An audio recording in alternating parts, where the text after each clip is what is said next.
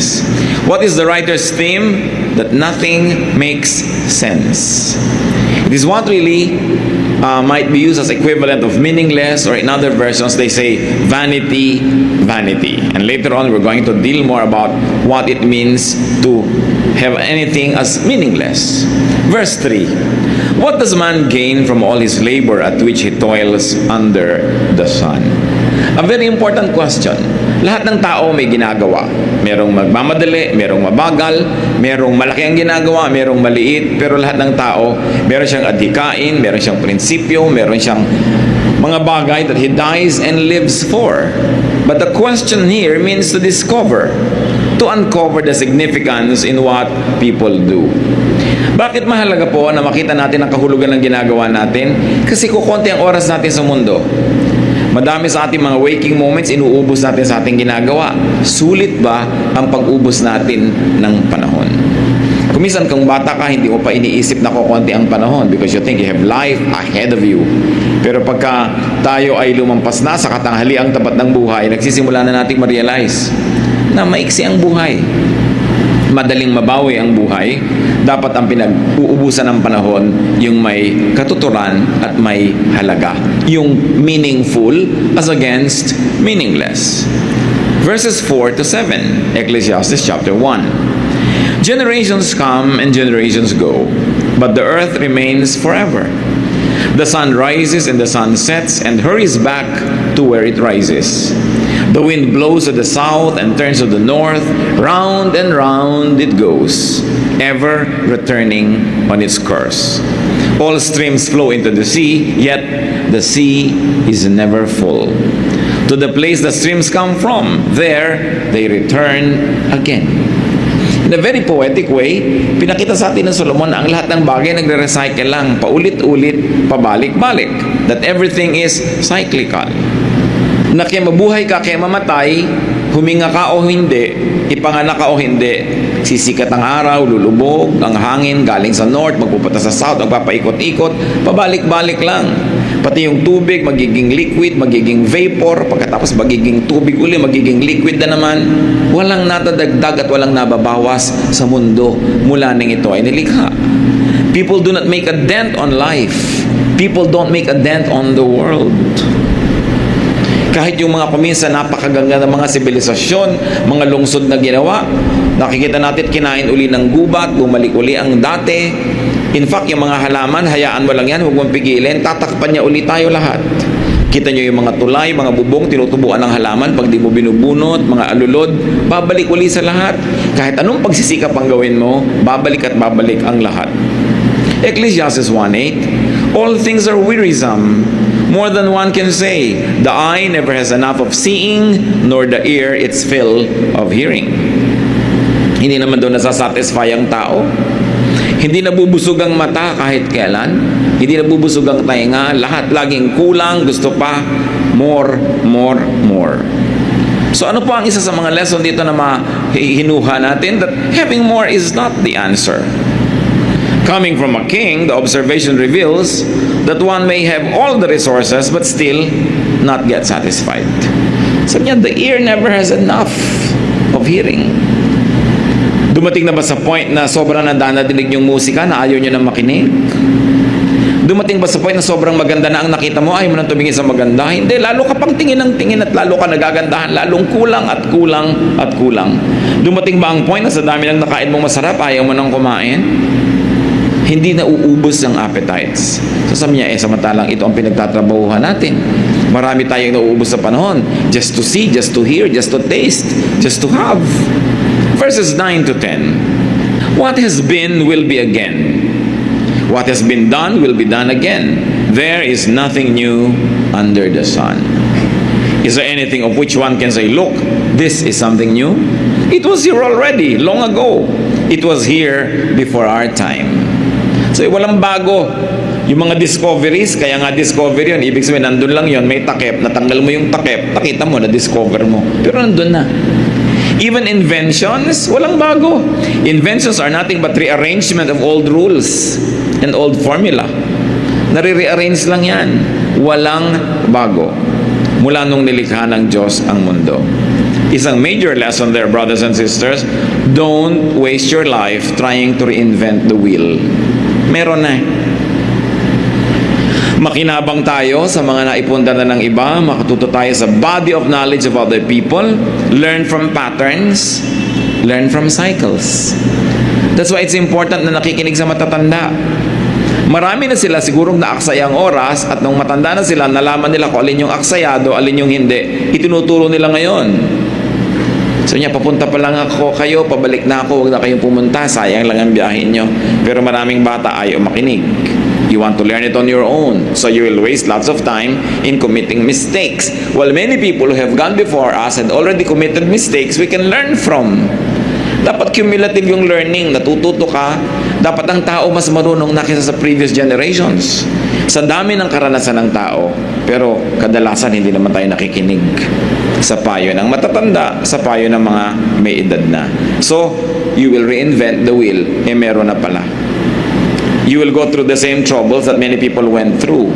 And therefore, your time is wasted like their time was wasted. Ano man pinag-uubusan natin ng panahon para sumikat, makilala, matandaan, to leave a mark. Ecclesiastes 1:11, there is no remembrance of men of old, and even those who are yet to come will not be remembered by those who follow. Talaga, sandaling-sandali lang naman talaga tayong natatandaan. Ano ang halaga sa inyo ng photo album ng lola nyo, for instance? Liban na lang yung mga ilan-ilan ang hilig-hilig sa family heritage and history. So yung mga family album mo, mahalaga lang sa'yo, scrapbook, pati mga balutan ng chiclet na ibinigay sa'yo nung naliligaw sa'yo nung nakadikit pa doon. Mahalaga lang sa'yo, pero pag matanda ka na, nababali, wala rin.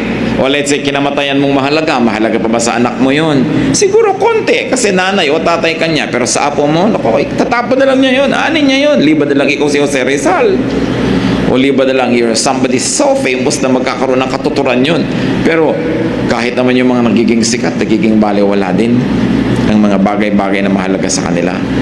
At kahit sa buhay natin mga kapatid, may mga bagay na ang halaga, tas later on wala na. Yung mga collectors, they realize that. Some people spend half of their lives collecting things, then later on, pinoproblema nila, kanina kaya ako ito ipamana, wala na mainteresado. Kasi kung ano yung mahalaga sa iyo noon, hindi yung laging mahalaga. Don't waste your time to immortalize yourself. Wala yun. Kahit yung mga ating Cementerio del Norte, ang gaganda ng mga musilyo, ng mga pamilya, they think that they will be immortalized and remembered forever. Ngayon, tinitirahan na ng buhay yung mga libingan nila. So, yung mga iba, kinukuha na yung mga patay nila, nililipat sa iba dahil wala, nakakatakot na yung lugar na yan, hindi na siya in. Ganon din naman yung mga sphinxes at mga pyramids ng Egypt that they thought they'd be there forever. Ang dami nila inilagay na wealth.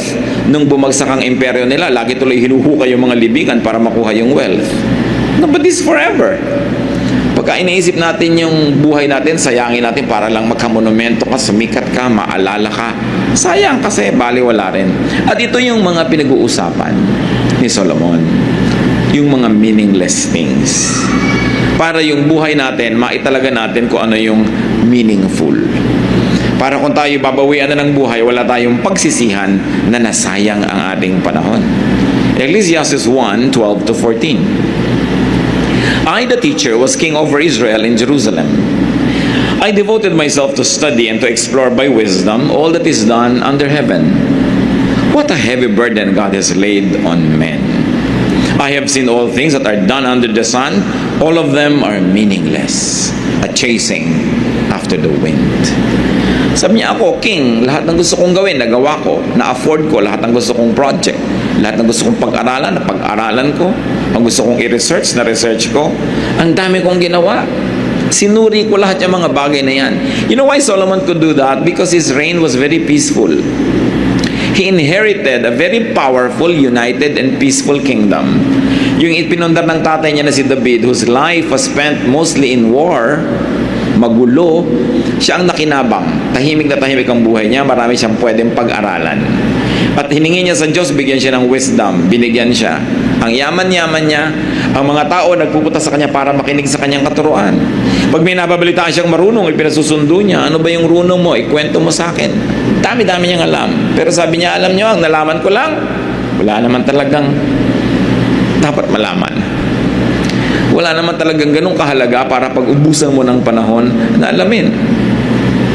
Wisdom could not help much in understanding life. That understanding life is like controlling the wind. It is impossible. At ito yung buong konteksto ng meaningless at chasing after the wind.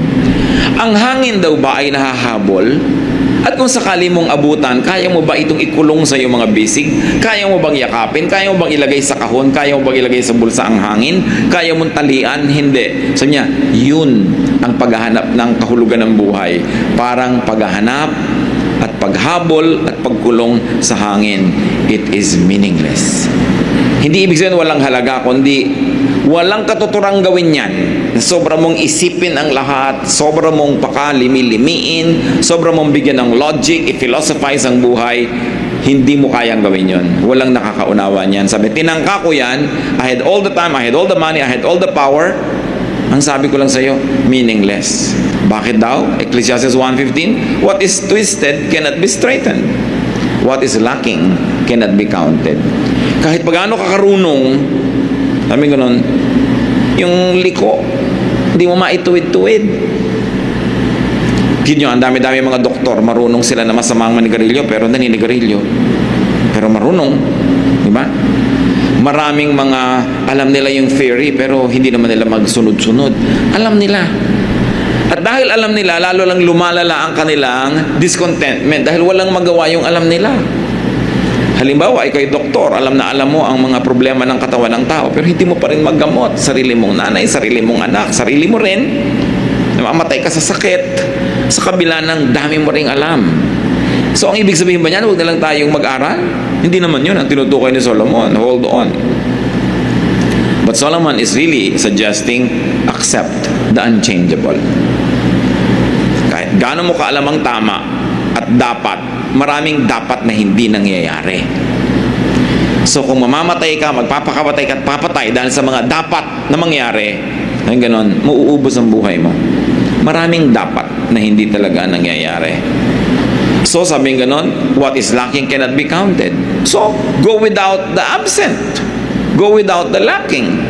Kahit kailan meron kang event, may absent. Pagka yung absent ang lagi mong inisip, hindi mo mapapansin yung present, lulungkot ka na naman. Sabi nga nun, yung wala.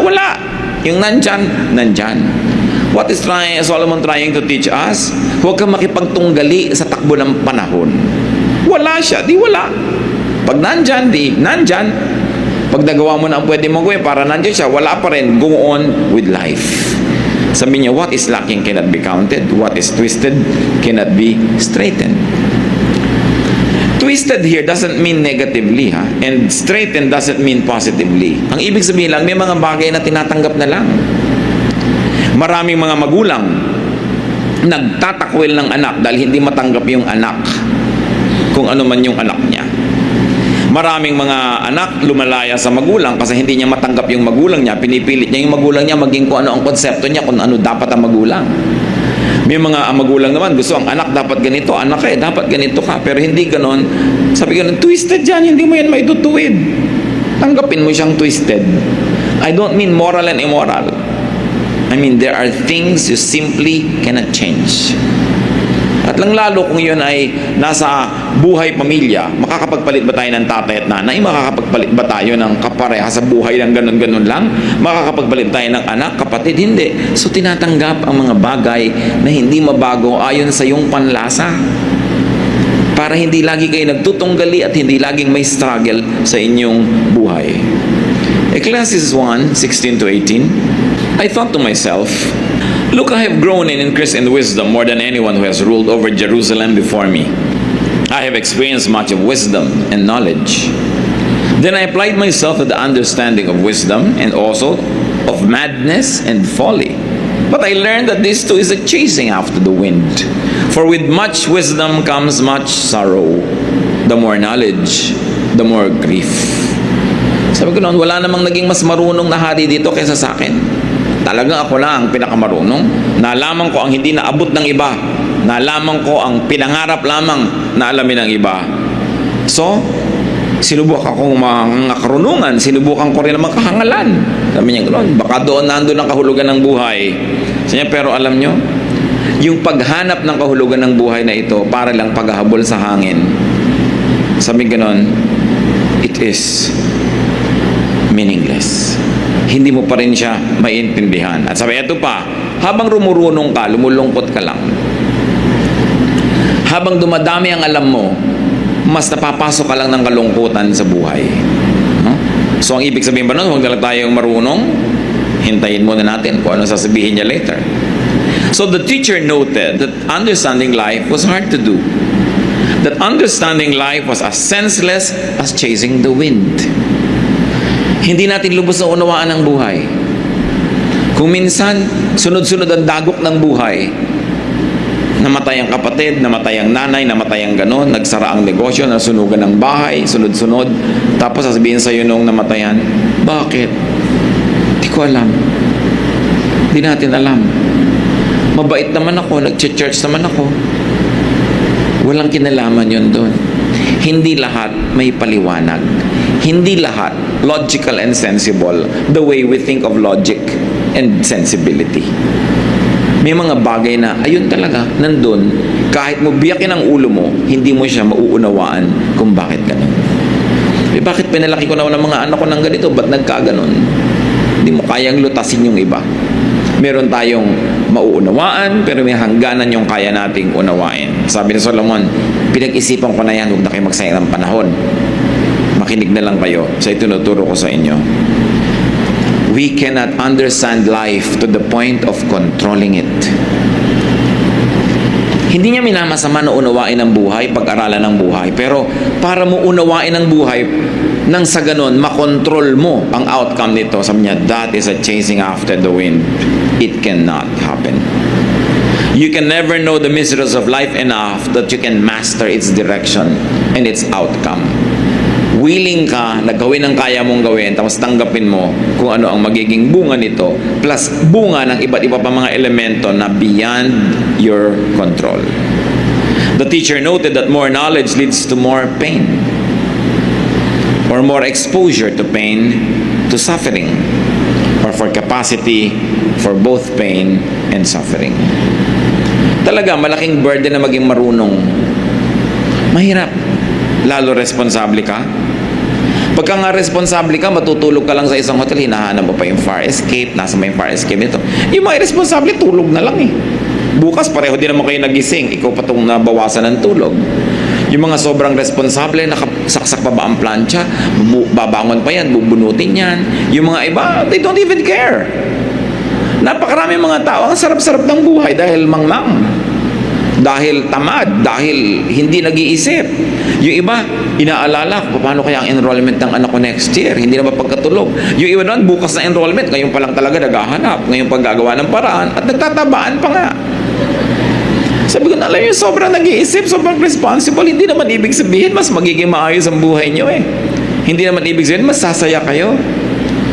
No? Pero sinasabi rin ni Solomon, to be foolish and to be wise, pareho lang yan, pareho lang kayo mamamatay. Pero mas mabuti na rin wise. Sabi niya. Ecclesiastes 2, 1-3. I thought in my heart, come now, I will test you with pleasure to find out what is good. But that also proved to be meaningless. Laughter, I said, is foolish, and what does pleasure accomplish? I tried cheering myself with wine and embracing folly, my mind still guiding me with wisdom. I wanted to see what was worthwhile for men to do under heaven during the few days of their lives. Sabi niya, nung nagpakarunong-runong ako, lumungkot ako. Isipin niyo kung aalamin niyo lahat ang nagdurusa, ilan ang may sakit, sinong mga iniwan ni ganito, sinong mga ulila, nilungkot talaga kayo. Pag nagso-social work kayo, makikita nyo lahat ng suffering, lulungkot talaga kayo. Mas masarap pa yung pag may bagyo, lagi nasa mall, enjoy ng enjoy. Ikaw naman na lumalangoy-langoy sa baha, nakikita mo lahat ng pagdurusa. Sino sa inyong dalawa sa palagay mo tutulog ng mas maimbing? No? Sabi niya, pero mas mainam pa rin yung wise, mas mainam pa rin yung godly. Sabi ni Solomon, pero dahil lumulungkot ako, ting dumadaming nalalaman ko, sinubo ko naman, sabi gano'n, na magsaya, maglasing, magpakasarap sa buhay. Sabi gano'n. Pero tatandaan nyo, may wisdom still guiding me. Hindi naman ako todong nagwala. Sabi niya ganon. Pero tinikman ko, sinubukan ko lahat, pati mga kahangalan ng mga tao. Hindi ako sang-ayon kung ba't ganon sila mamuhay. Baka may alam silang hindi ko alam. Baka may ligaya silang hindi ko maranas sa maiksing buhay na ito. So aalamin ko, sabi niya. In search of meaning, in search of the best way to live or the maximum benefit in life, the teacher tried fun and enjoyment and wine. What was his conclusion? He realized that laughing and having fun doesn't do much good. Yung wala rin eh. Yung tawa ng tawa, bukas walang pera. Yung sobra ding saya, laging masaya, biglang bukas malungkot. Napapansin nyo ba yun? Yung pag sobrang saya ka, biglang may kasunod na lungkot. Sabi niya, nagbabalance din kasi ang buhay eh. Kung sobra kang lungkot, sumasaya ka naman. Kung sobra kang saya, lumulungkot ka, nagbabalance lahat. Kaya sabi ko, kahit sa kamalagay, pareho lang yan. So, wala pala sa pagsasaya. So, gumawa siya ng ibang paraan. Verses 4 to 6. I undertook great projects. I built houses for myself and planted vineyards. I made gardens and parks and planted all kinds of fruit trees in them. I made reservoirs to water groves of flourishing trees. So nag-green revolution siya. Nagtanim siya, nag-backyard farming, naggawa ng mga irigasyon para sa ikabubuti ng mga tao, sa kakahanap niya ng kahulugan ng buhay. At marami rin sa atin gumagano, nagkakawang gawa. Hindi dahil ang yaman-yaman, kasi naghahanap ka rin kung saan ilalagay ang sarili mo, saan ka nga ba sasaya. Verse 8, sabi niya, hindi ko pa rin nakita doon, I amassed silver and gold for myself, and the treasure of kings and provinces. I acquired men and women singers, and a harem as well, the delights of a man's heart. Sabi, okay, aside from my very, very fruitful agricultural projects, nag-ipon din ako ng maraming kayamanan. Marami akong kinita. Many kings come to me and pay their dues to me just to hear me talk. Ganon kasi karunong si Solomon. Ganon, kumuha ko ng mga singers. Kantahan naman. Walang katapos ang mga singers dyan. At may harem, alam niya naman, libo-libo ang kanyang asawa.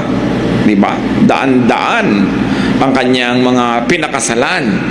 But of course, it was a political move also of a very wise king, no, to consolidate his empire through intermarriages. Sabi niya, I did all the delights of a man's heart. Ginawa ko rin yan. Verse 10, I denied myself nothing my eyes desired. I refused my heart no pleasure. My heart took delight in all my work, and this was my reward for all my labor. Sabi, lahat ng nagustuhan ko, kinuha ko. Lahat ng naisipan ko, ginawa ko. Lahat ng iniisip kong masarap, dinanas ko. Verse 11, yet, when I surveyed all that my hands had done, and what I had toiled to achieve, everything was meaningless. A chasing after the wind, nothing was gained under the sun. Sabi, wala ako naidagdag sa mundo. Dumami nga ang mga babae dito sa palasyo ko na kontian naman doon sa pinanggalingan. Pareho lang. Sabi nga, no? Nagtanim ako dito pero hindi doon tumubo dito. So, nandito rin. Pero wala naman talaga nadagdag sa planeta. Wala naman talaga tayong naidadagdag sa planeta. Subukan yung bumili ng mga halaman sa Bulacan Garden na puno ng halaman yung bahay nyo pero naubusan naman sila. Lumipat lang. Nagpapalipat-lipat lang. Wala tayong naidadagdag. Magpapatayo ka ng bahay pero may mga batong tinibag kung saan buhangin kinuha kung saang ilog, napunta lang sa lugar mo, pero wala naman, nagpalipat-lipat lang. So the teacher tried and enjoyed great and productive and fruitful projects. It was beneficial to others as well. He tried construction, agriculture, irrigation, ownership, acquisition of slaves and laborers, even animals. He tried entertainment and romance, fame and wisdom, boundless freedom, even enjoyment of what he did. His finding, everything was simply not worth the trouble. A chasing after the wind. When you try to shepherd the wind, you cannot do that. Sabi niya, ito ang napapala ko sa paghahanap ng lahat ng logic at kahulugan. Alam niyo po, mas mainam pa kuminsan yung walang-wala ka pero umaasam ka. Kesa nasa iyo ng lahat, tas hindi ka masaya at hindi mo na malaman kung ano pang aasamin mo. Mas nakakalito yun. Yung walang-wala ka, alam mo yung gusto mo. Isang tuwang-tuwa ako sa mga wage earners. Kapag nagka 1,000 lang ako, alam na alam niya kung anong gagawin niya. Pag nagka 5,000 ako, alam ko kung anong gagawin ko. Yung nagkaroon ng konting bonus, wow, kain na sila sa kung saang restaurant ng pamilya niya. Nagkaroon lang ng 2-day holiday, alam na nila, pupunta sila kung saan. Pero yung ang dami-daming pera who can go anywhere, saan nga ba tayo pupunta? Ano bang gagawin natin? Ano bang bibili natin? Ewan ko kung marami na sa inyo nakakaranas sa ganung level na sa dami, hindi nyo malaman ang gagawin. Pero kung nararanasan nyo yan, alam nyo ang tinutukoy ko. Mas mahirap yung meron kang resources as hindi mo alam kung anong gagawin mo kaysa sa wala, tas alam na alam mo. At least may goal ka. May hinahangad ka, may inaasam ka. So, litong-lito na yung Solomon. At siguro kayo rin. Ano nga bang mapapala natin dito sa Ecclesiastes na to? Chapter 2, verses 12 to 17. Then I turned my thoughts to consider wisdom and also madness and folly. I saw that wisdom is better than folly, just as light is better than darkness. O, kita nyo na yung sinasabi niya, huwag pa rin tayong pumili ng foolishness. Yung mas mainam pa rin, kahit pareho lang yan, iba pa rin yung wise. Iba pa rin yung nasa panig ka ng katuwiran. Verse 14, the wise man has eyes in his head, while the fool walks in the darkness. But I came to realize that the same fate overtakes them both. Then I thought in my heart, the fate of the fool will overtake me also. What then do I gain by being wise? I said in my heart, this too is meaningless. For the wise man, like the fool, will not be long remembered. In days to come, both will be forgotten. Like the fool, the wise man too must die. So I hated life, because the work that is done under the sun was grievous to me. All of it is meaningless, a chasing after the wind. So niya, alam nyo, mas mainam yung matalino ka kaysa hindi ka matalino. Righteous ka kaysa unrighteous ka. Pero ito sabihin ko sa inyo, matalino ka matindi, righteous ka man, pareho lang kayo mamamatay. Sabi niya. Kaya ito naman, konsolasyon nung hindi masyadong matatalino, ay, mamamatay ka rin. Sabi niya dun sa matalino. Sabi niya dun sa mayaman, mamamatay ka rin, no? Nakakaroon siya ng konsolasyon.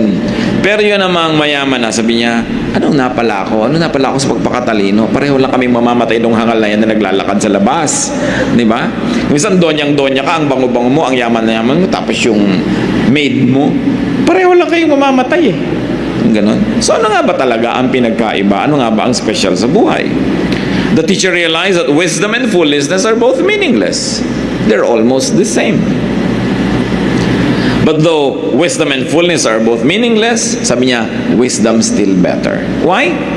Because wisdom is on the side of godliness, of God. Namamatay kang masama, mabuti na yung mamatay kang mabuti. Namamatay kang gutom, mabuting mamatay kang busog. So kahit pare-pareho tayong namamatay, meron pa rin namang advantage yung nag-iisip at yung may katuwiran. But the wisdom is better, both the wise and the foolish die and experience the same things. Lumulungkot din ang mayaman tulad ng mahirap. Nagkakasakit din yung mayaman tulad ng mahirap. Masakitin pa nga madalas. At namamatay din yung mayaman at sabi, pareho lang kayong malilimutan. Nakita nyo, gaano ba karami natatandaan natin sa mga pharaoh? Gaano ba karami natatandaan natin dun sa mga hari at mga reyna na may mga magagandang puntod? Pareho lang. Nung mga natumbal na lang dyan sa gilid ng daan at tinubuan ng damo at nakalimutan na siya ng mundo. So the teacher began to hate life. Sabi niya, nawalan ako ng gana sa buhay. Or you might want to say, the teacher began to love life less. Again, this sad realization could be brightened up if one didn't take life seriously. Sabi niya, masyado ka kasing serious, masyado mong iniisip, kaya tuloy nababahala ka. Mag-isip ka lang nung dapat mong isipin, yung iba, huwag mo na silang isipin. Ecclesiastes 2:18 to 19, I hated all the things I had toiled for under the sun, because I must leave them to the one who comes after me. And who knows whether he will be a wise man or a fool. Yet he will have control over all the work into which I have poured my effort and skill under the sun. This too is meaningless. Sabi niya, alam niyo, isa pang walang katuturan sa buhay, hindi mo maintindihan, sobra ka nagpakahirap, nagpundar, nagpakatino, at nagpayaman, tapos mamamatay ka, may ibang magmamana. At kung siya man ay matalino o hindi, doesn't matter. Sa kanya mapupunta yon. So niya, di ba, meaningless? Dami-dami mong pinaghirapan, tapos mamanahin lang niya. Isipin mo ang isang tatay na nagtrabaho, pagkatapos namatay. Minana ng asawa niya, tapos nag-asawa ulit ang asawa niya. Itong walang kahirap-hirap na lalaking ito, suddenly, no? Nakahiga sa kanyang kama, ginagamit ang kanyang kotse, at nag-e-enjoy sa kanyang pinundar. Or, hindi man sa asawa yon, nagpundar ka, minana ng anak mo, yung kung sinong tao napangasawa ng anak mo, biglang kalahati na siya, na may-ari. Namatay pa yung anak mo, dinapunta sa kanya lahat. Nag-asawa siya ng iba, di dalawang total strangers sa buhay mo ang nagmana ng lahat ng pinundar mo. Sabi ni Solomon, di ba nakakalungkot isipin yan? So anong leksyon?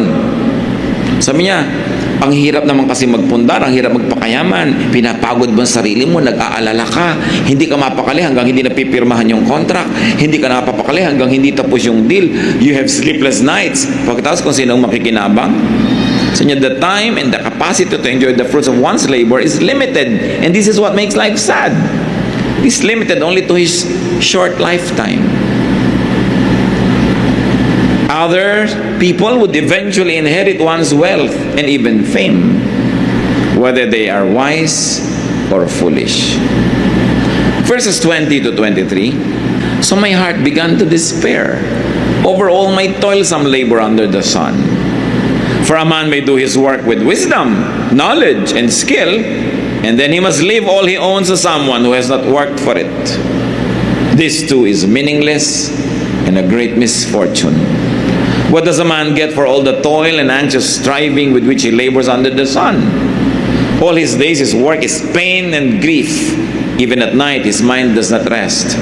This too is meaningless.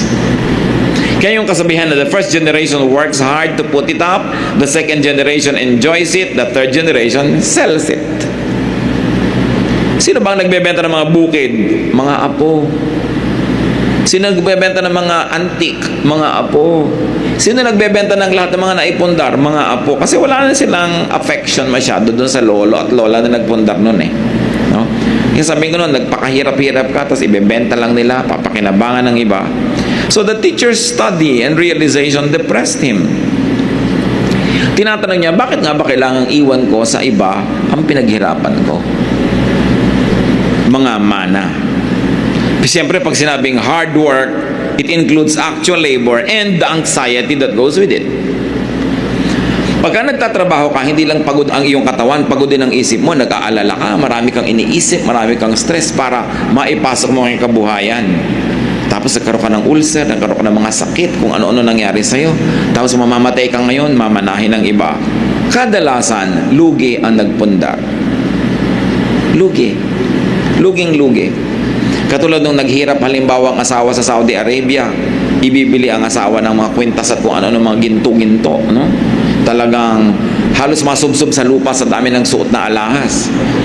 Kasi sabi daw, investment. Pero sa oras ng pangangailangan, hindi pa kalahati na ng halaga na mabebenta yun eh. Babarat-barating ka eh. No? Meron bang nakabenta ng alahas sa oras ng pangangailangan na tipak ang benta? Laging palugi. So lugi yung nagpundar. Parati. So sabi nito na naman si Solomon sa 24 to 26, a man can do nothing better than to eat and drink and find satisfaction in his work. Sabi niya, ayaw niyong malugi, etong gawin niyo. Araw-araw, you must enjoy some food and some drink, and whatever you do, find satisfaction in it. Kung nahihirapan kayo, huwag yan ang gawin nyo. Kasi ito ang dami-dami kong kikitain. Pero naman naubos ang kalusugan mo, lumungkot ka, ipapamana mo lang sa iba. Find something else. Kahit konti lang yung income that you enjoy. Para hindi ka lugi. Merong napunta sa'yo. So niya, this too I see is from the hand of God. For without Him, who can eat or find enjoyment? To the man who pleases Him, God gives wisdom, knowledge, and happiness. But to the sinner, He gives a task of gathering and storing up wealth to hand it over to the one who pleases God. This too is meaningless. A chasing after the wind. Sabi, isa pa tong hiwaga, hindi mo maintindihan.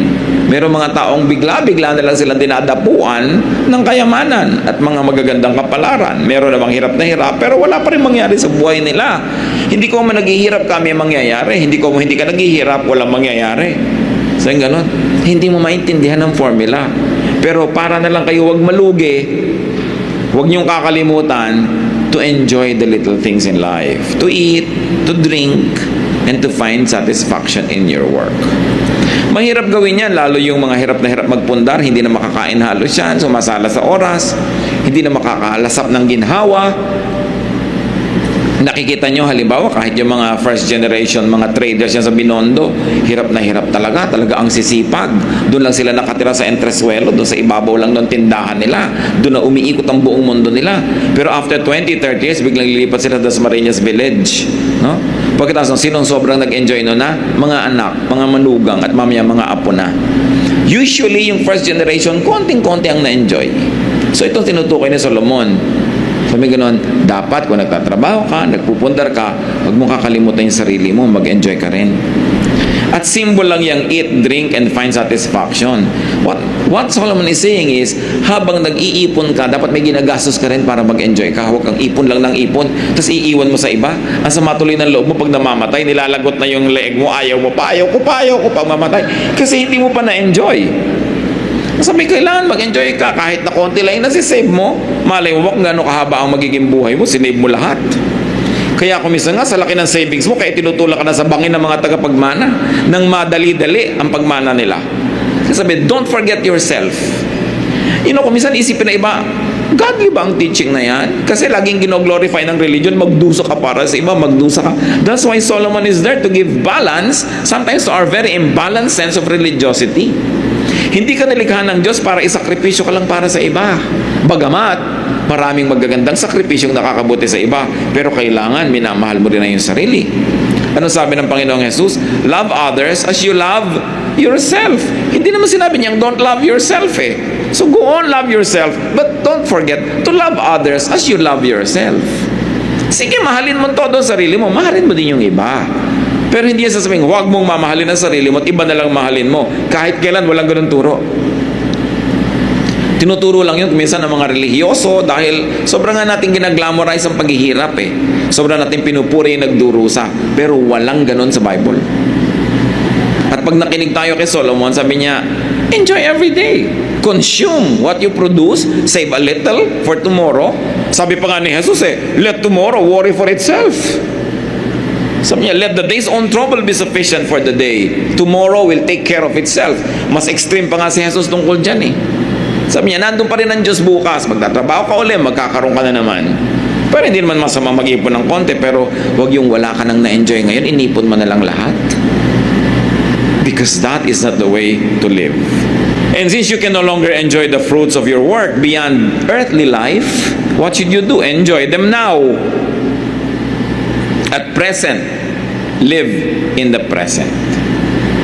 Ang daming magulang ang pagdurusa, mapag-aral lang ang anak. No? Hindi na kumakain na masarap. Mga magulang sa probinsya, buong semestre, nagdidildil sa asin. Uuwi ang anak pag semestral break, kukunin lahat yung inipon nila. Tapos text ng text. Gusto pa ang mga cellphone, mga mahal. Tapos gimmick ng gimmick ang pagdurusa ng mga magulang. Pwede mong gawin yan. Pero kung talagang sobrang hirap nyo, di mag-working student siya, bakit mong gagawin siyang prinsipe at prinsesa? Tapos kayo, wala nang ginawa kundi tiisin ang buhay nyo. Di ba? Na wala na kayo nakaing masarap. Pagkatapos biglang nag-asawa, nalimutan ka na. Para wala kang regret sa buhay. Kasi pag inilagay mo lahat yung, ilalagay ko lahat sa kanya, total, mamahalin niya ako. Paano kung di kami nahal? Habang buhay ngayon, pagdurusa at pagsisisi ang laman ng puso mo, sama ng loob. Kaya sabi ko, meron ka, meron din ako. O meron ka, meron din ako. We've got to learn to love ourselves also. Why? Because life is a gift from God to be enjoyed. It is not a ministry to suffer from. While yes, there are worthwhile ministries in life, but you were not created by God just for ministry. You were created by God because God loves you and God likes you to have fun, to enjoy life. At the same time, to do good. Balance. Hindi one way. Because you can never carry your treasures of the grave. Enjoy the simple, affordable, and available pleasures of both consumption and production. And this is where Solomon is very profound. Iniisip ng marami ang enjoyment sa consumption lang. Di bali, magtrabaho tayo na magtrabaho, mahirapan tayo na mahirapan. Sa weekend naman, may day off tayo at mag-enjoy tayo. Hindi yan ang tinuturo ni Solomon. Ang tinuturo niya, paski yung Monday to Friday na nagtatrabaho ka, dapat enjoyan mo yan. Kasi yung Monday to Friday last week, hindi na babalik ever. Kahit mag-enjoy ka sa Saturday and Sunday, yung Monday to Friday mo na hindi ka enjoy, nalugi ka na rin. Paano natin gagawin yon? Unang-una, sa abot ng ating makakaya, do work that you enjoy.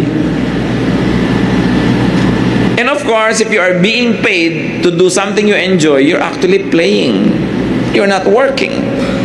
So dapat tayo, habang lalo na yung maaga pa lang nagsisimula ng karir, ibagay nyo sa inyong mga taste ang gagawin yung trabaho. Kahit merong mas malaki ang kita pero hindi kayo enjoy, doon na lang kayo sa moderate ang kita or less pero enjoy kayo. Kasi bawat oras na nandun kayo, meron kayo enjoyment kaysa puro kayo pagtitiis at pagdurusa.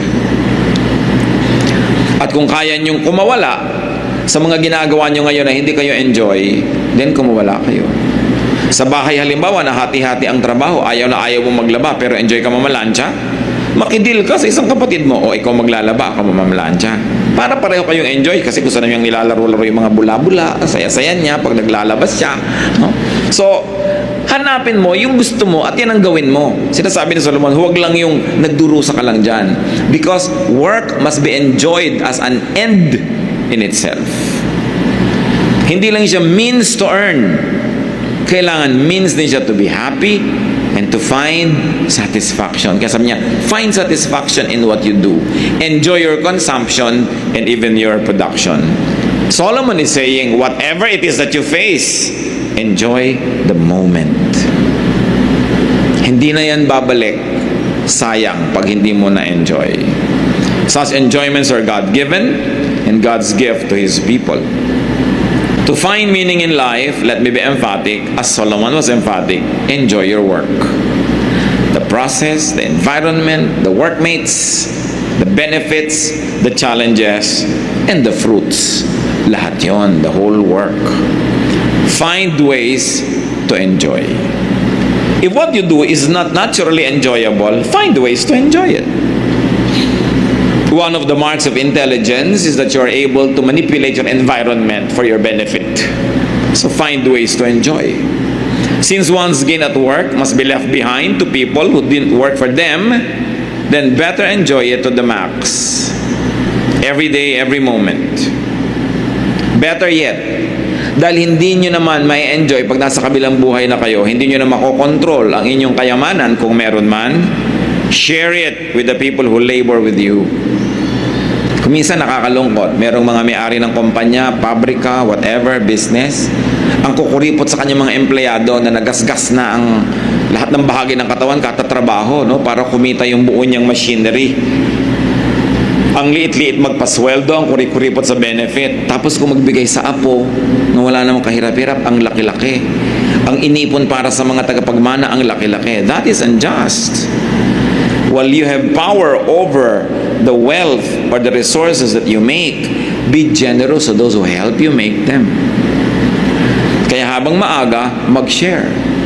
At kung kayo maraming kayamanan, huwag nyo nang antayin na yung mga tagapagmana ang mag-decide kung paano yung hahatiin. Hatiin nyo na legally. Habang malino pang inyong isip at kaya nyo pang pumirma, napakaraming bangkay na pag tiningnan mo, bakit para siyang bumoto? May tinta sa tab.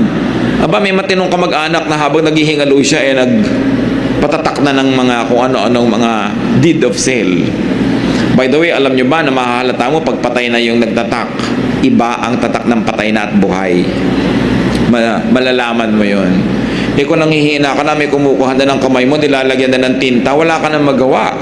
So, kailangan gawin mo yun habang kaya mo pa. Alam niyo po yung mga gulo-gulo ng pamilya because of the mga will, no? Magsulat lang kayo na isang page. Ito ang aking last will and testament. Ganito gusto kong mangyari dyan. Tapos pirmahan nyo. That is binding. Kahit walang abogado, binding yon. Basta mapatunayan, authentic ang inyong pirma. Kung napapirma nyo pa ang dalawang witnesses, lalong mas binding. Dinaan nyo pa sa abogado, mas binding pa. Pero huwag kayong mag-iiwan ng gulo. Kasi kadalasan ang gulo-gulo yung mga hatian na yan eh. Dapat ayos. Granting na may hahatiin, at may paghahatian. Ngayon kung utang, mas mahirap naman yan. Utang pang iniwan ninyo. Profit sharing is important. So, increase natin, bigyan ng benefit, bonuses sa mga workers. Huwag lang ipamana sa apo. Bulag na pag-ibig dahil lang apo mo o anak mo, dun mo na ilalagay, hindi mo naman katulong sa paggawa ng kabuhayan na yon. Dapat mas bukas ang iyong puso doon sa mga katuwang mo, kahit pa nga mo sinusweldohan ang mga yon. Ano pa pag ginawa mo yon, it will give you more return in terms of gratitude and affection, goodwill, inner satisfaction, and definitely God's pleasure. Because God wants us to be good to our workers and to our laborers. At nakakatiyak ka, marami makikipaglibing sa'yo pag ginawa mo yung ganong kabutihan. Therefore, do not fret about who inherits it. Hindi naman talaga natin makokontrol. Huwag nyo nalang sobrang damihan. Produce and enjoy in your time, then let go when it's time to go. Dahil nagawa mo na at ayos ang iyong sambahayan. Isa sigurong lesson dito mga kapatid, do not produce too much money. And let me emphasize this other half of my sentence, at the expense of your peace and enjoyment. Huwag kang sobrang mag-produce, ikaw na to yung nagkaulsar-ulsar, nagkagulo-gulo, nagkalubog-lubog, nahirapan. Make it easy on yourself. Make and get only what you need for a lifetime, for your time, or even for a day.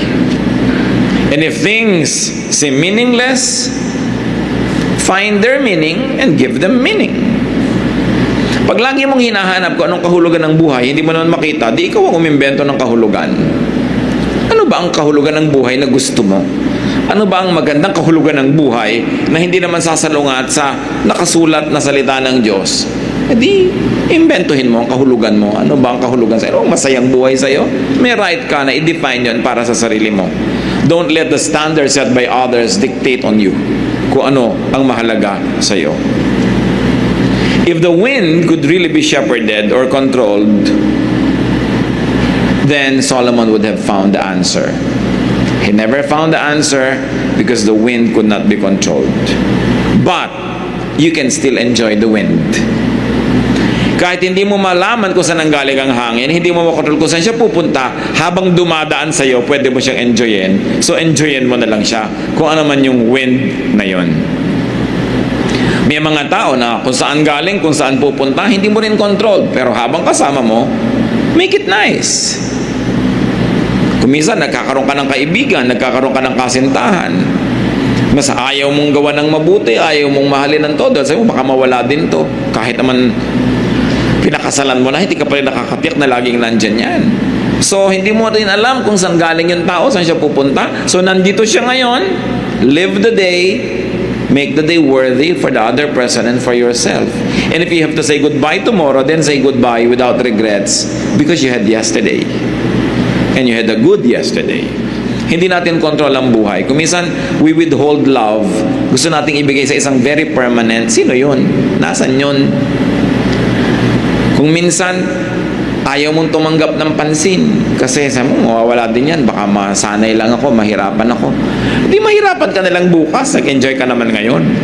Kesa sa hindi ka nga nahirapan bukas dahil hindi ka naman nag-enjoy ngayon, there's nothing to miss.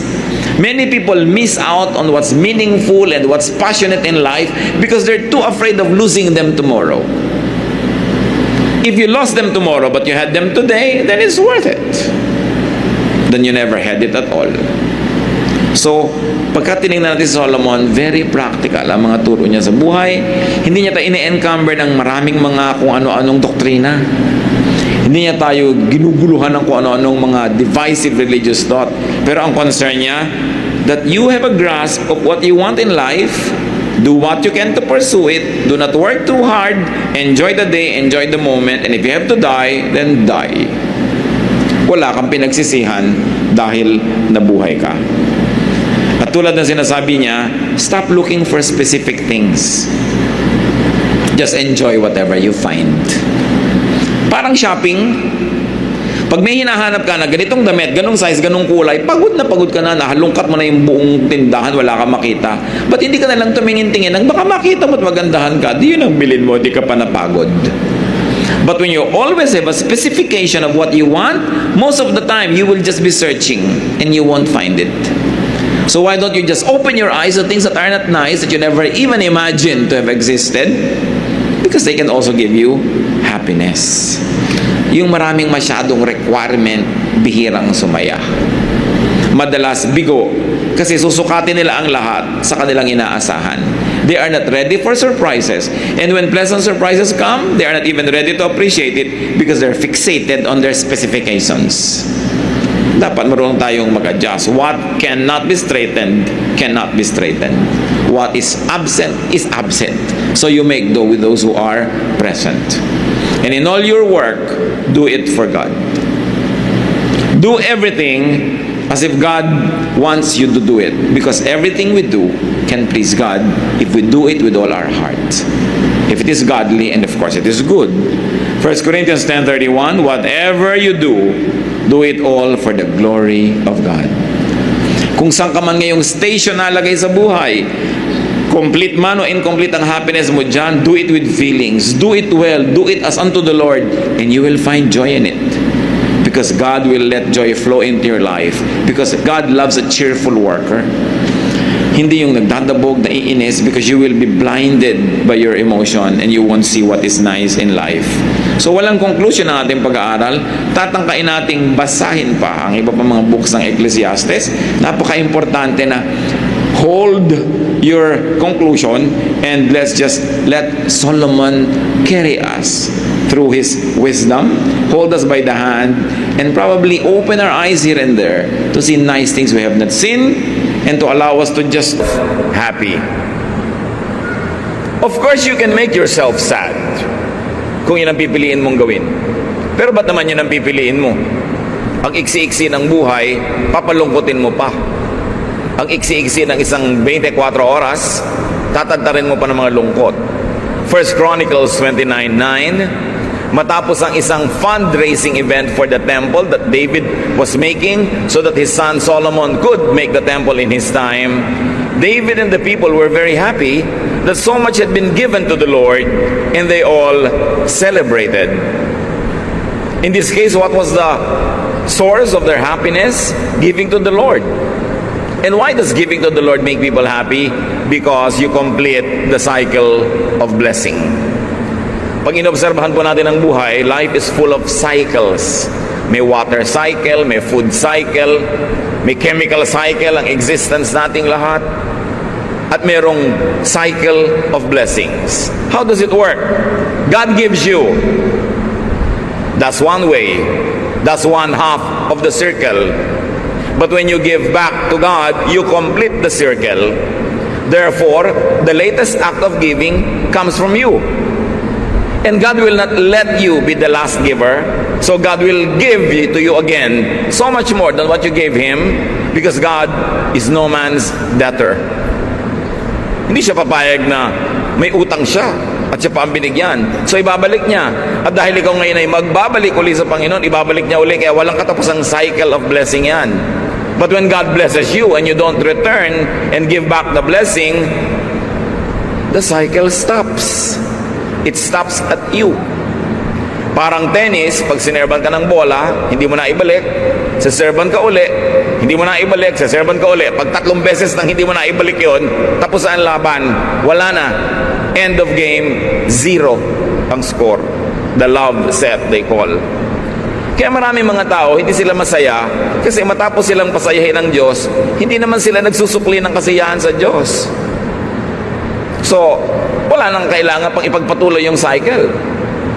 And giving to the Lord gives so much happiness, as we have seen in the example, and as you can prove in your lives. The opposite of that, withholding, brings gloom, sadness, and inner division. Because there's also a part of you that will be grieved when you withhold good things from God and from other people. So make yourself happy by giving to the Lord. 1 Chronicles 29:14, But why should we be happy that we have given you these gifts? They belong to you, and we have only given back what is already yours. Yung palang nakakapagpasaya. Sa inyo naman po talaga yan. Sinuli lang namin yung part of it, not even the whole of it. At yun lang ang tama, yun lang ang logical na gawin ng taong tumatanggap ng pagpapala mula sa Diyos. 1 Chronicles 29:17, but we are happy because everyone has voluntarily given you these things. You know what's in everyone's heart, and you are pleased when people are honest. Ikinalulugod ng Panginoon ang katapatan. Bibigyan ka ng Panginoon ng 100. Ang ibabalik mo lang 10 at the least. Di minatra sa 90. Bibigyan ka uli ni Lord ng 100 dahil nagbalik ka ng 10. Magbibigay ka uli ng 10, di 180 na yung nasa iyo. Bibigyan ka uli Lord ng 90. Kaya nyo pang sundan sa math? Sundan nyo ng sundan, because the more you give to the Lord, the richer you get. Because the Lord will always outgive you. Not only financially, but spiritually, emotionally, in many aspects of life. There are many ways to give to God. And one of that is by giving to our fellow humans. So sinasabi dito ng may akda, ikinalulugod nyo ang katapatan ng tao. So make yourself happy. Job 29:18, I feel certain that I would live a long and happy life than die in my own bed. Can you imagine this thought? Feeling lang yan. I feel certain that I would live a long and happy life. And whether or not it happens, what matters is while you are thinking and feeling it, you are happy. Pwede mo namang baligtarin. Isipin mo malapit ka lang mamatay, na magkakalasog-lasog kang parang papel, magkakadurog-durog ka. Pero ano magiging feeling mo, di ba? Lungkot, fear. Ba't yun ang iisipin mo? Napipili mo naman kung anong iisipin. At eksakto man na matupad yung iniisip mo na maganda o hindi matupad, at least habang nag-iisip ka, masaya ka. Think positive. Even if things do not turn out as you would have them, at least you're happy while thinking about it. And always hope for the best. Hindi yan pampakonsuelo lang na walang pinangahawakan. Because God is our God and God loves us, we can always hope for the best. Be ready for the worst. That is important. But focus on what is best. Matapos nating maghanda para sa mga posibleng hirap at sakit ng buhay, may naihanda ka na, kalimutan mo na at mag-focus ka na doon sa masaya, sa maganda. Dahil doon nakasalalay ang kaligayahan mo, araw-araw, oras-oras, day by day. So be happy. Job 36:11, and if they obey, they will be successful and happy from then on. What do we get here? Obey God unto happiness. Sumunod ka ng sumunod sa Diyos dahil patungo sa kaligayahan ang pagsunod sa Kanya. At huwag kang tumigil ng kasusunod hanggang hindi ka kakarating sa kaligayahan. Kasi pag tumigil ka, di wala kang mararating. Hindi nalulugi ang sumusunod sa Panginoon. Kailangan lang huwag kang tumigil hanggang magbunga yung ginagawa mong tama. You don't plant a seed and dig it to see if it's growing. Give it time. But be patient and trust in the Lord.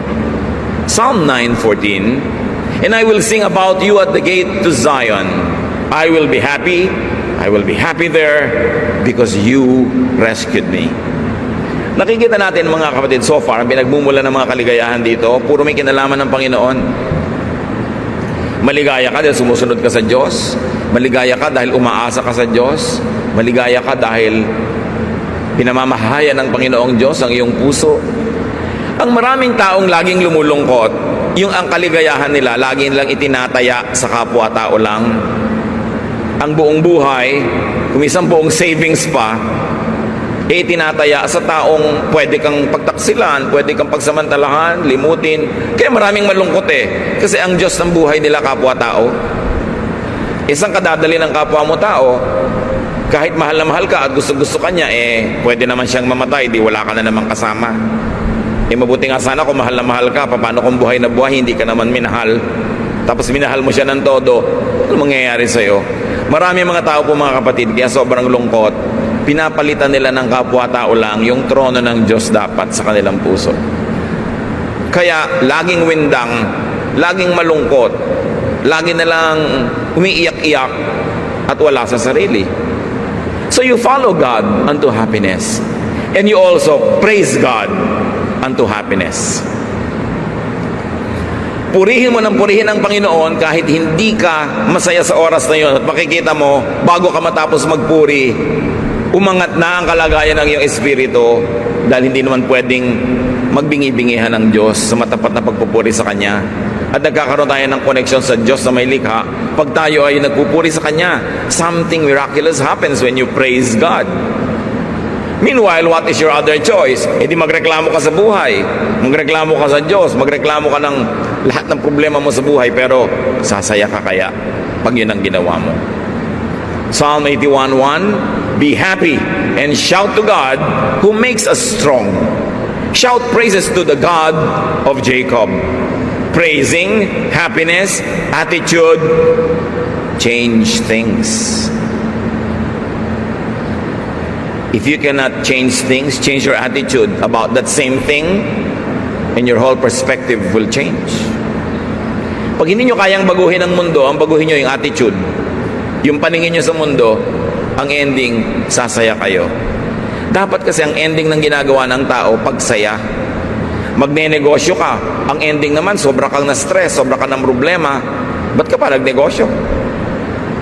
Magpapasikat kang mabuti, sisikat ka nga, ang ending naman, hindi ka masaya. Bakit pa? Pero kung sumisikat ka, nagnenegosyo ka, yumayaman ka, at masaya pa yung ending, blessing talaga yan. Ang sukat sa tao, hindi kung gaano karaming pera niya, gaano kalaki ang sweldo niya, gaano kalaki ang savings niya, kundi gaano siya kasaya sa buhay. Because happiness is the primary duty of life. In many democratic constitutions, the pursuit of happiness is even guaranteed by the basic law of the land. And not only the government wants you happy, God wants you happy. Paano nga ba sasaya sa dami ng mintis, hits, and misses ng buhay? Si Solomon na pinakamarunong sa lahat, nagbigay na ng payo. At dahil naman siguro siyang pinakamarunong, marapat dinggin. Ecclesiastes 9:7, be happy and enjoy eating and drinking. God decided long ago that this is what you should do. Yun namang sobrang mga matataas ang theology, sobrang mga conservative, marunong pa kay Solomon, iibahin pa nila ang reading niyan ang linaw-linaw na nga. Because sometimes it does not agree with your traditional concept of godliness. But Solomon, who was blessed by God with highest and most supreme wisdom, says, you want to be happy? Enjoy simple, available pleasures like food and drink. Bihirang tao naman yung kahit simpleng pagkain at mainom ay wala. At kung matututunan mong magkaroon ng kasiyahan sa mga simpleng bagay, mas malaki ang garantiya na sasaya ka. So babawan ang kaligayahan para madaling malusong, madaling maabot, madaling makamit. Pag pinakalalim-lalim mo yan, baka pati ikaw hindi mo masisid, at wala namang willing makisisid sa'yo sa lalim niyan, malulungkot ka lang. Matthew 5:12, sabi ng Panginoon tungkol sa mga kumisay nahihirapan dahil sila ay mananampalataya, be happy and excited. You will have a great reward in heaven. People did the same things to prophets who lived long ago. So, kung nagkakaroon ka man ng konting pagtitimpi, sometimes abstention, pagtitiis, dahil yan ang hingi-hingi ng isang makadiyos na pamumuhay, sabi niya, huwag mo ikalungkot yan, huwag mo ipagreklamo yan, dahil iba yung gantimpala ang naghihintay sa iyo. Count needful sacrifice for godliness as happiness. At yung happiness, hindi man ngayon, edi bukas. Naghihintay sa iyo dahil meron kang itinatanim na mabuti. But remember, I like to take note, brothers and sisters, only needful sacrifice. Maraming sacrifices hindi kailangan. Hindi mo dapat gawin dahil hindi naman hinihingi sa iyo ng Diyos. Kaya dapat lang kinikilala natin, ano ba talaga yung marapat? Anong sacrifice yung merong practical na magandang bunga sa buhay? Now, it's one thing to be happy, but there's another thing. Stay happy. Paano yun? Paano nananatili ang saya? Paano napapanatili, napapahaba, napapadalas ang saya? Pati sa Biblia, maraming katuruan dyan mga kapatid. Romans 12:15, when others are happy, be happy with them. Hindi naman nauubusan ng kapitbahay, kaibigan, kamag-anak, katrabaho na masaya. Makisaya ka sa lahat ng nagsasaya, at pag pinagdugtong-dugtong mo yon, marirealize mo, ay, ang dami ko na palang naging kasiyahan. So kung aatin ka ng kasalan, huwag kang madaling umuwi. Mag-enjoy ka, mag-stay ka, sumaya ka kahit hindi mo kasal at hindi mo gastos. Merong mga nag-e-enjoy sa buhay nila, meron silang magagandang kwento, makinig ka. Pwede ka naman makinig tapos mainggit, pero sasaya ka ba? Pero kung nakinig ka tapos nagdiwang ka dahil itong kakilala mo ay umasenso, na-promote, sumikat, nanalo sa isang contest, edi sasaya ka rin kahit hindi ko yung tumakbo sa karera, siya napagod, pero masaya ka rin dahil nakisaya ka. Pero bakit maraming malungkot mga kapatid? Kasi pag may nagtatagumpay, ang inaatupag natin, mainggit. So habang dumadami yung tagumpay niya, mas lumulungkot ka. Sa sobrang materialistic Korean society ngayon, there's a saying in Korea, when your neighbor repairs his house, you begin to have ulcers. Pag may umaasenso sa tabi mo, nakakasakit ka sa inggit dahil sa competition. Isipin nyo kung bawat magtatagumpay niyong kamag-anak, kaibigan, kakilala, maiinggit tayo at maiinis. Ang dami nun, lagi kang malungkot. Pero kung makikisaya ka, hindi halos mapapatid ang iyong kaligayahan. Kaya sabi, when others are happy, be happy with them. When you don't have your own happiness, look around you. People have their happiness. Pumunta ka doon at makisaya. Because there is so much source of happiness if only you would look in the right places. 2 Corinthians 2:3, the reason I want to be happy is to make you happy. Sabi ni Paul. There's another key to happiness here. Make others happy so that they can make you happy in return. Mga kapatid, pansinin nyo ito. Kung paano ko gustong pansinin ninyo yung cycle of blessing. Pansinin nyo rin that being happy is a ministry. Sabi ni Paul, pinasasaya ko ang sarili ko at gusto kong masaya ako as often as and as much as possible so I can make you happy. Why? Because we cannot give what we do not have. Malungkot kang nanay, paano ka magpapasaya ng anak? Malulungkutin kang teacher, paano sasaya ang klase mo? Malungkot kang leader, anong sigla ang maibibigay mo sa iyong mga tagasunod? Pag may impluwensya ka sa tao, isipin mo rin, may pananagutan ka maging masaya para sila sumaya. Pasyente ka, dadalawin ka ng mga nagmamahal sa'yo, lalo mong palulungkotin ang sarili mo. Puro daing ang ibibigay mo. Puro mga panaghoy, puro pagpapaawa. Aalis sila ngayon lahat, halos gumagapang sa sahig sa lungkot. Yung sumaya sila dapat dahil dinalaw ka nila, nakaminister ka sa kanila, kahit pa nga may sakit ka. Ang tao habang buhay, meron tayong pwedeng ibigay sa kapwa, kahit tayo may pagdaramdam, may dinaramdam, may karamdaman, kahit pa tayo may mga karukhaan, karalitaan, hindi na uubusan ng pwedeng ibigay dahil buhay ka pa eh. And do not use your sometimes sad situation to worsen your sadness at ihawa mo ang mga tao sa paligid. May pananagutan ka magpasaya ng iba dahil hindi mo alam, yung pinapasaya mo, yan din ang magpapasaya sa'yo in return. Remember naman the cycle of happiness. You make people happy, so they make you happy. And because you're happy, you can make them happy and they make you happy again. Cycle na naman. But try making people sad. Try hurting people. Try depriving people and see what they do to you. You will begin a cycle of negative things. We were created in God's image. That means human beings have a lot of power. And that power shows itself when you act, when you initiate an action, or when you react. When you do good, there's a very big chance that people will do good in return.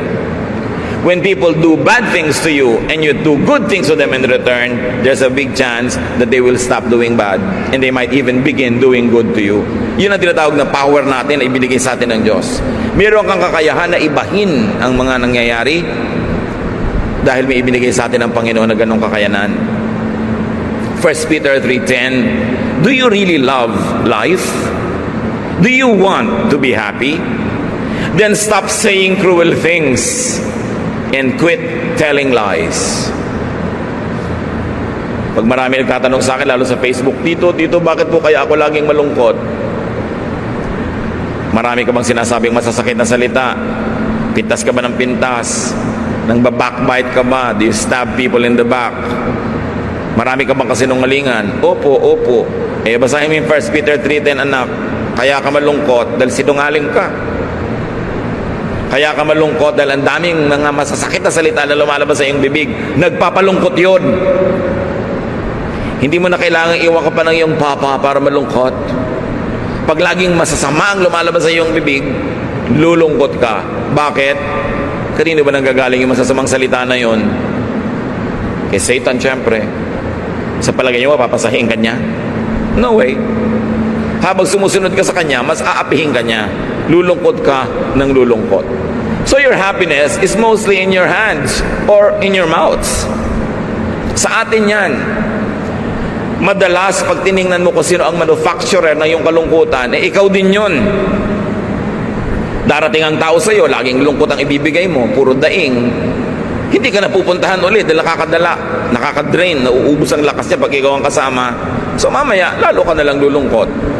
But when you are nice, when you give to people, when you don't backbite people, merong natural course of events. Ang ending, sasaya ka. Because it is God's will that you be happy when you obey God unto happiness. 1 John 1:4, we are writing to tell you these things because this makes us truly happy. Ipinaliwanag ni John, bakit ba namin isinusulat ang mga ito sa inyo? Sumasaya kami pag itong pinag-uusapan natin. Sumasaya kami pag itong topic natin. At sumasaya kami pag kayo ang kausap namin. So again, paano sasaya? Focus on, tell and hear happy stories. Maraming sad stories, pero ba't yun ang pag-uusapan nyo ay nakakalungkot? Ba't hindi na lang yung happy? May isang nagbiyahe. Tanungin mo, kumusta biyahe? Minsan sa dinami-rami ng magandang nangyari, sabihin, ang daming beses umikot yung aeroplano namin bago kami naglanding, traffic sa traffic sa airport, ang hirap. Pero 10 araw ka nawala, yun lang ang kwento mo. O yun lang ang binibigyan mo ng focus. Pwede mo ikwento, ang sarap ng kinain ko sa gano'n. Naligayahan ako nung nagpamasahe ako sa paa ko sa ganito.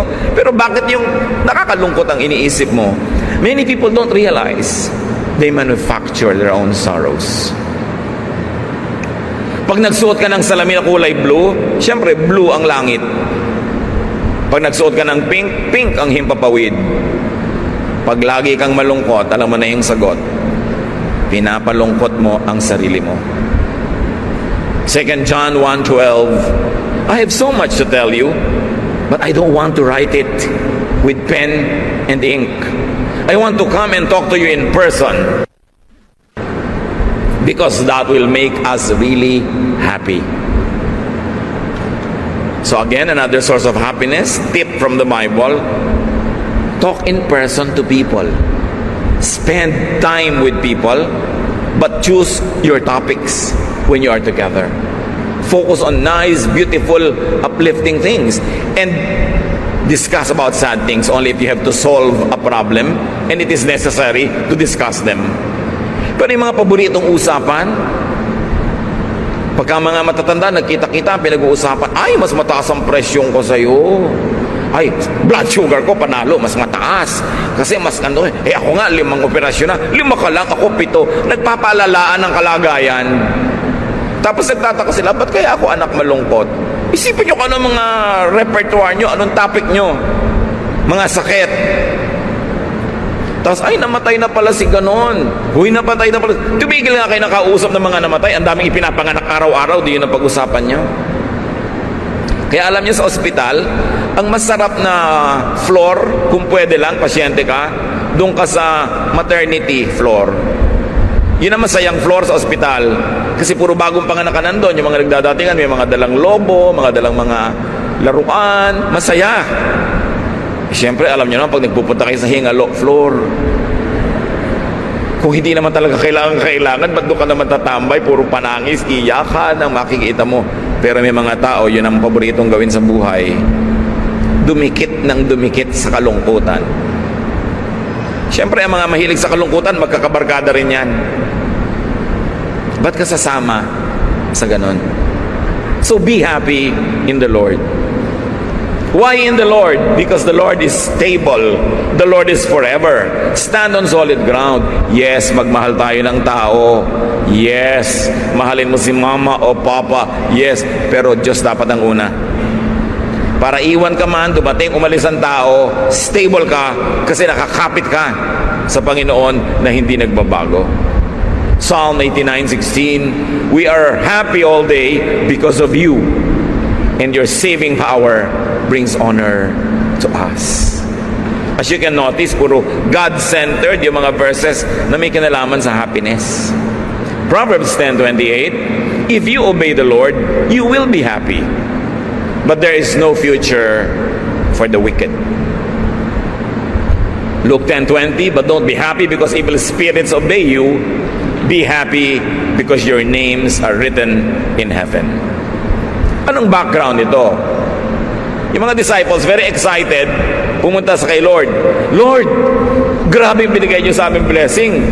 Pati mga evil spirit na dati ninenervyos kami pag nandyan, pag inutusan namin na umalis in your name, alisan. Wow, enjoy na enjoy sila. Sabi ni Lord, oo, maganda yon. Pero kung meron kayong dapat ikasaya, higit pa ron, nakalista ang pangalan nyo sa langit. Isipin ninyo, maliit ba namang kapangyarihan yung makapagpalayas ka ng masasamang espiritu? That's big. But compared to the bigger and biggest reason why we should be happy, that we are members of God's family, that our names are written in heaven, sabi, yan ang tunay na malaki. At mga kapatid, kung kayo anak ng Diyos, your name is written in heaven, wala ka ng excuse para laging malungkot. Paminsan-minsan na lang. Pero parang ibon niya na dumadapo, dapat mong bugawin para hindi magtagal. Pero pag ang tagal-tagal na ng kalungkutan mo, ilang araw na dyan, ilang linggo, alalahanin mo that your name is written in heaven. Nakakahiya naman na sa kabila nun, nalulungkot ka pa. Kaya importante, ang ikinakalungkot mo lang pala, hindi ka na-invite sa ganong party, nakalimutan kang isama ni ganon, hindi ka na-text, every 5 minutes, malungkot ka na. Wala naman sa lugar yung mga ganong lungkot. Dapat hindi na ikinakalungkot ang mga ganong bagay. Piliin mo na lang yung konti na dapat talagang ikalungkot. So be happy because of the Lord, and be happy beyond that which is not eternal. John 16:22, you are now very sad, but later I will see you, and you will be so happy that no one will be able to change the way you feel. The Lord is talking to His disciples. Sabi niya, nalulungkot kayo dahil magkakahiwa-hiwalay tayo sumandali. Pero magkikita-kita rin tayo. At pag dumating yung panahon na yon, wala nang makakapagpabago pa ng inyong kaligayahan. Wala nang makakapag-alis pa niyan. So anong lesson nito mga kapatid? When you are in sad moments that are really there and cannot be avoided, look forward. When you look around you and it's all sadness, look upward, look heavenward. When all around you it's all sadness, look forward to that happy moment when you will be with the Lord.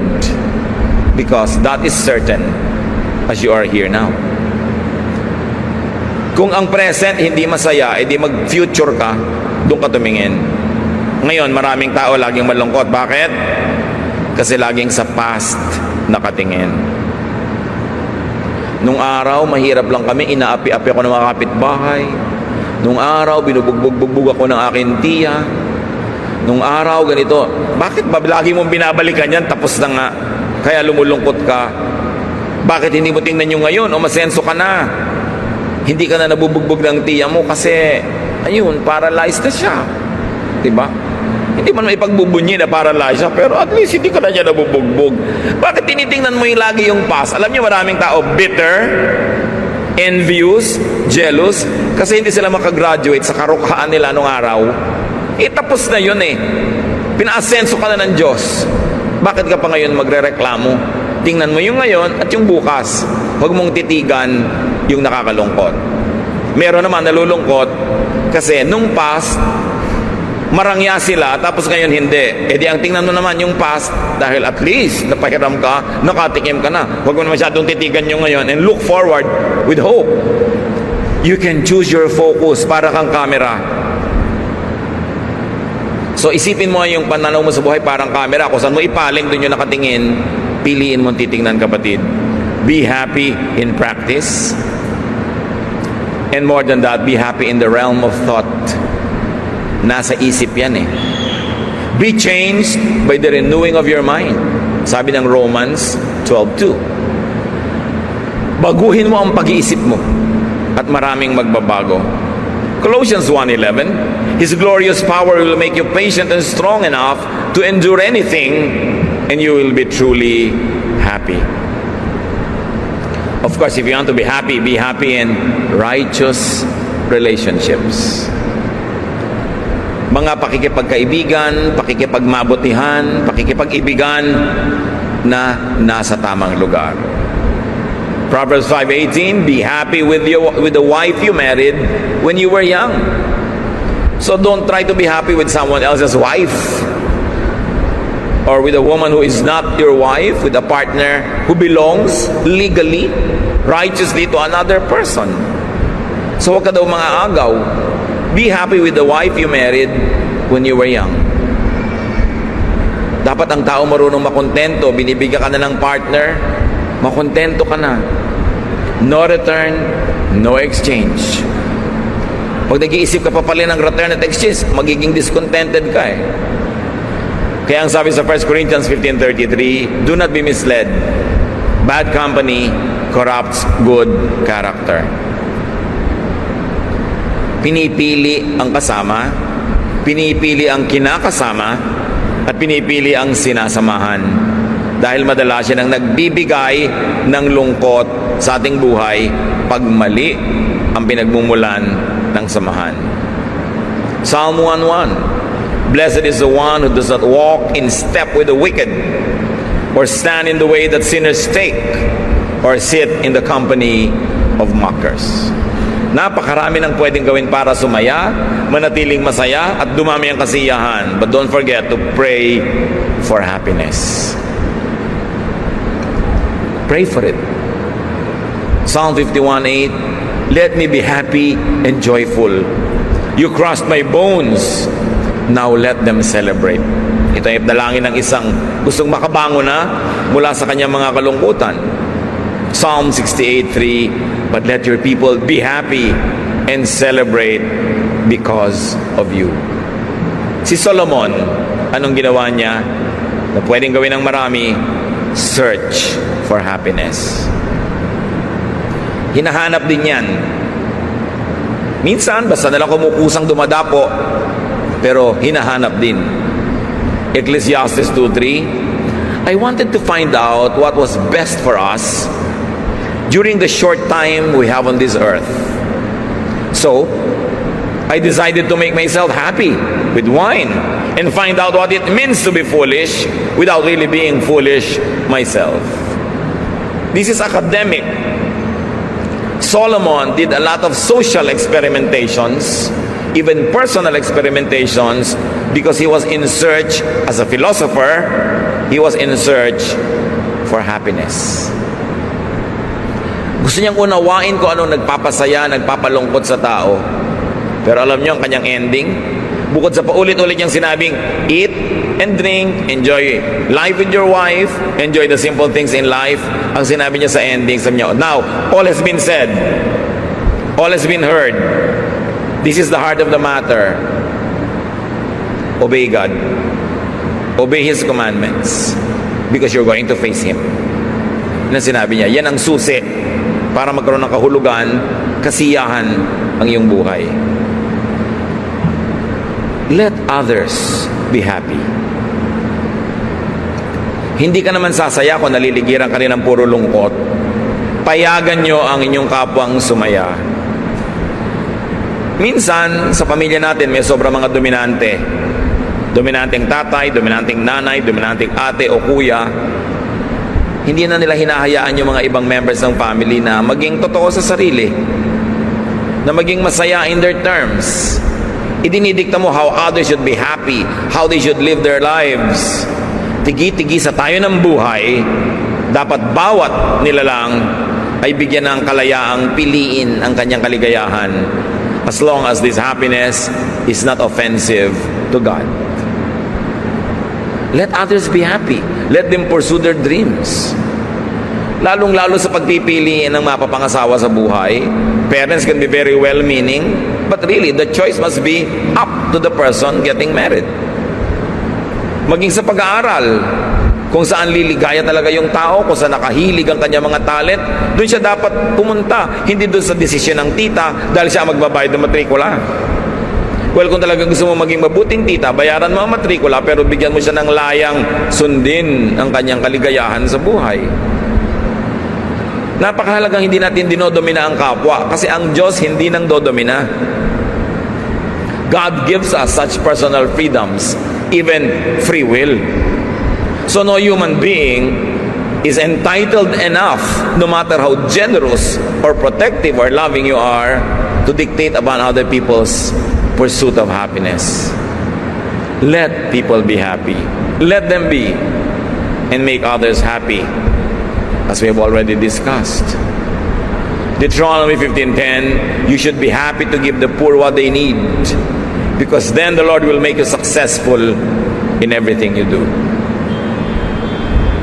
Ganun na lamang ang pagiging thoughtful ng Panginoon through Moses. Sabi sa Deuteronomy 24:5, Moses said to Israel, if a man and a woman have been married less than 1 year, he must not be sent off to war or sent away to do forced labor.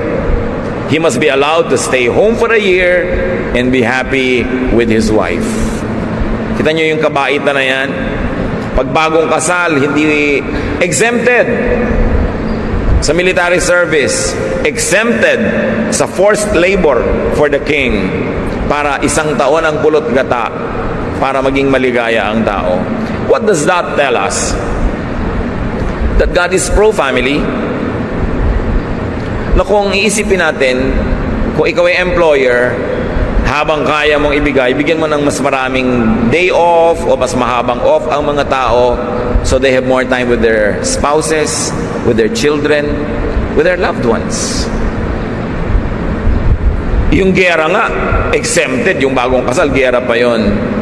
Maging mabuti tayo. Hayaan natin ang mga tao sa paligid natin na sumaya sa piling ng mga gusto nilang kasama.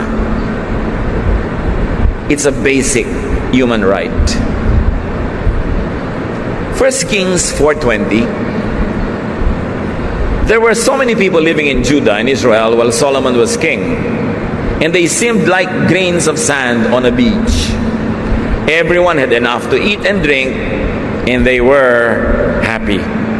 Ano yung lesson, mga kapatid? Lead well and make people happy. Kung ikaw ay leader, ikaw ay officer, you are in charge, you are a manager, you are an administrator, serve well so that the ending of all your services will be this: people under you are happy. Hindi yung pag nagkaroon ka ng konting kapangyarihan, nakaapi ka na, gagantihan mo na yung mga under you sa lahat ng kaapihang inabot mo sa buong buhay mo. That is a prostitution of power, because real power comes from God, and God delegates power so that we can take care of people like God would take care of people Himself. So it's a duty, a privilege to have power. And that power must be used to serve well so that the lives of people under your leadership will become better. Kaya kawawa ang mga bayan na ang kanilang mga pinuno ay mga corrupt. Isang malaking hampas sa bayan pag ang kanilang mga pinuno ay corrupt. Ang nagdurusa ang buong sambayanan. 2 Corinthians 2:3, the reason I want to be happy is to make you happy, as we have read before. I wrote as I did because I didn't want to visit you and be made to feel bad when you should make me feel happy. Again, be happy so you could make others happy. Hindi natin laging nare-realize sa mga kapatid, paasensuhin mo ang buhay mo para mapasaya mo ang mga nagmamahal sa iyo at mga minamahal mo. Magpakatino ka, young person, dahil mapapasaya mo ang mga magulang mo sa ganon. Merong mga hindi nagpapakatino, naliligaw ng landas, ang tanda-tanda na, hindi pa nakakapag-support ng magulang. Yung magulang pa ang dumadalaw sa kulungan dahil nakulong pa. So hindi na nakapahinga yung matatanda hanggang kahuli-hulihang oras ng buhay nila, sila pa yung naglilingkod sa anak nila dahil yung anak hindi nagpakatino. May panahon na ikaw ay bata, may panahon na ikaw ang binibigyan, pinagpapasensyahan, tinutulungan, pero dapat lalampas ka sa panahon na yon para yung mga tumutulong at nagbibigay sa iyo makagraduate at makapahinga naman dahil ikaw naman ngayon ang bahala sa kanila. Pero paano mo sila papasayahin kung winawaldas mo ang sarili mong buhay? Alam mo na masama ang mga bisyo ka pa ng bisyo, pero pag nagkasakit ka, alam mo na yung mga nagmamahal sa iyo pa rin ang mag-aalaga sa iyo, magpapagamot sa iyo, at pag namatay ka ay maglilibing sa iyo. Kung minsan napaka-irresponsable natin sa mga nagmamahal sa atin, hindi natin inaalagaan ang mga sarili natin, tapos itutumba na lang natin yung mga katawan natin sa harapan nila, may sakit tayo, naghihingalo, problema ngayon nila kung paano tayo bubuhayin. Kaya kung gusto nating sumaya at magpasaya ng kapwa, be responsible. Take care of yourself so you can make people happy. Philippians 2:2, now make me completely happy. Live in harmony by showing love for each other. Be united in what you think as if you were only one person. Here, kanina yung mga leaders ang pinag-uusapan, ngayon followers. Make leaders and make elders happy. Unite. Huwag kayong umimbento ng mga away-away. Alam nyo yung mga anak na lagi nag-aaway, kung sino ang tinotorture nyo, magulang nyo. Magpapatapangan kayo, mag-aaway-away kayo, palakihan ng pangil. Sino ang nagdurusa? Sino ang umiiyak sa isang sulok? Nanay nyo. Sino ang ma-heart attack? Tatay nyo. Pag nagkakagalit kayo, sino ang naguguluhan? Mga magulang nyo. Kaya pati mga magkakapatid, mga manggagawa, unite. Solve your problems so that your elders will have peace and will be happy. Hindi alam kung minsan ng mga anak how unfair they are to their parents. Awayan sila ng awayan, pero ang pinapatay nila yung magulang nila na nagdaramdam. Hebrews 13:17, obey your leaders and do what they say. They are watching over you and they must answer to God. So don't make them sad as they do their work. Make them happy. Otherwise, they won't be able to help you at all. Pag follower ka, you obey. You be submissive. You toe the line para masaya yung leader mo. At pag masaya siya, mas makakapamuno siya ng mabuti. Ang lahat, makikinabang. Meron pang isang pagpapasaya, mga kapatid. Allow others to make you and others happy too. Kung minsan sobra tayong self-reliant, minsan sobrang proud, ayaw nating tumanggap ng pagpapasaya mula sa iba. May ganun eh. Willing tumulong pero ayaw patulong. Willing mag-alaga pero ayaw paalaga. Pero para masaya ang lahat, be willing. Allow people to make you happy. Allow people to love you. 2 Corinthians 2:3, the reason I want to be happy is to make you happy. No? Nabasa na natin yan ilang beses. So allow people to love you. Kahit kaya mo, gusto kanyang tulungan, patulong ka. Hindi dahil kailangan mo, kasi kailangan niya. Sasaya siya na tinutulungan ka niya. Huwag maging mapagmalaki. Tumanggap ng tulong ng iba. And finally, make God happy. Alam naman natin sa Biblia, pinapakilala ang Diyos, maraming emosyon talaga. Narong matuwa, narong magalit, sumaya, lumungkot. Ba't mo lang papalungkotin ang Diyos? Anong mapapala mo pag pinalungkot mo yung Diyos? Proverbs 23:15, my children, if you show good sense, I will be happy. This is the voice of a parent, the voice of God. Kung kayo nagpapakatino, sasaya ako mga anak. So don't make God unhappy. Genesis 6:5, the Lord regretted that he had made human beings on the earth, and his heart was deeply troubled. And you know what troubled God? Man's wickedness against each other. Pag ang magkakapatid, nagpapahirapan sila, nadudurog ang puso ng magulang. Tayo man ang mga anak ng Diyos, pag hindi tayo mabuti sa isa't isa, pinapalungkot natin ang Diyos. Ang dami.